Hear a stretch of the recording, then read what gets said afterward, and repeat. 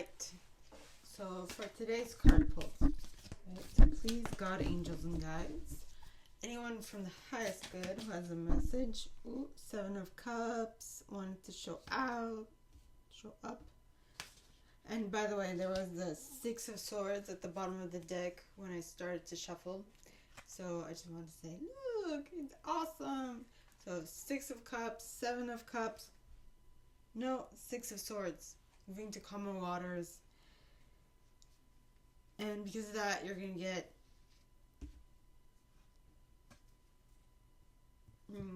let me just continue. So please, God, angels, and guides. Okay. And we got it. We got it. And we got the Nine of Swords. Interesting.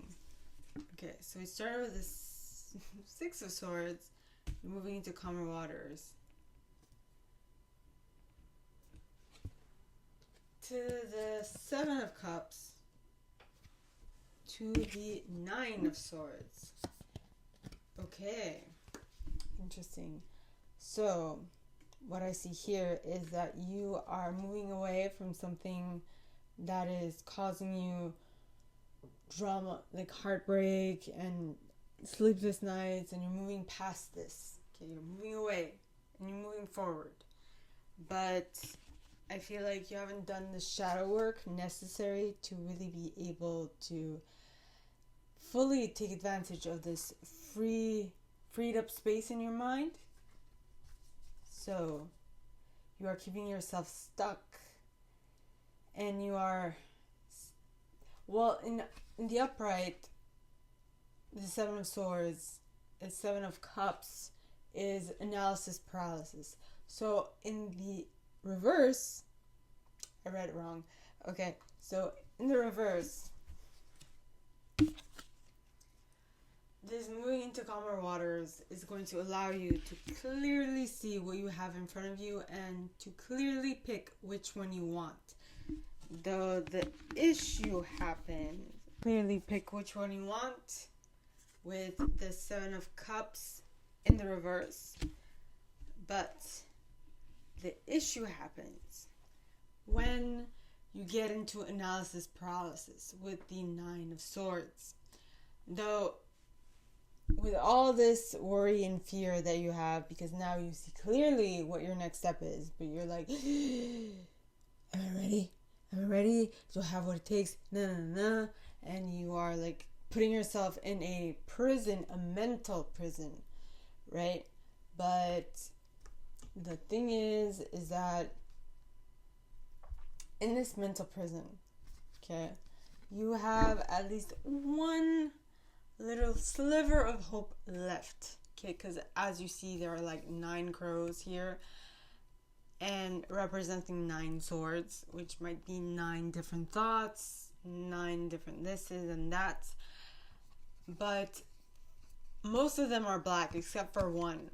One is white. One is actually bringing the light to this very chaotic, very over thought out state of mind. You're like, I don't know what to do, right? So you have at least one sliver of hope. But what this is proving to me, and what came to mind, is that you are so used to thinking negatively that of course you're gonna have more black crows than light crows, right? Like more negative thoughts than positive thoughts, because you are so used to it. Like it's ingrained within you. It's part of your neural pathways. You always think negatively, and because of that, you only create negative. So what I would mention, okay, what I would suggest to get out of this mental prison is to,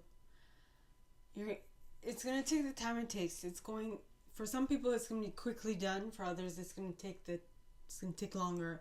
But the whole perspective, the whole point is to get out of this negative thinking and start thinking positively. So when I said it's going to take the time that it takes, you are in charge of how long it takes. You will decide. You choose how long will it take. For example, okay, it took me about 2.5 years to reorganize my mind. Like after my accident, I went to work and I made sure that I fixed my thought process. It took some time. It took until 2015, we can say. So 2008 to 2015, 7 years, to really get a handle on how I thought and what I thought about. But once that shift was made, everything started to go better because my thinking was correct. I started noticing better stuff. I started acting differently. I started interacting with others in a much more positive manner, and so on and so forth. So as much as you think at the moment that it is not worth the bandwidth to change the way you think because you're so used to it by now, and you're like, no, I'm too used to this, but the benefits of thinking correctly are so much better and outweigh the old way of thinking so much that it is kind of ludicrous to not shift your thought process. But I can't do it for you. You're gonna have to do it for yourself, and this takes time because you are rewiring your brain. And the one thing that despises, and I say despise, like despise this change, are neurons. Believe me, that is why it took me 7 years to get back on my feet. Neurons hate change. You can change them, but you have to like ride the wave and be patient with yourself and expect that it's going to take longer than expected to do because it takes time.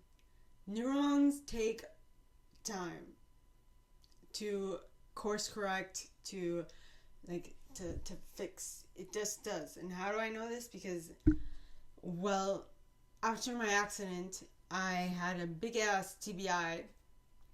I'm sorry, big ass. I mean, I had a very big TBI on my brain, which, by the way, is there because neurons, once killed, cannot be revived. All you can do is create new connections with neurons, with other neurons, and that is what takes time. And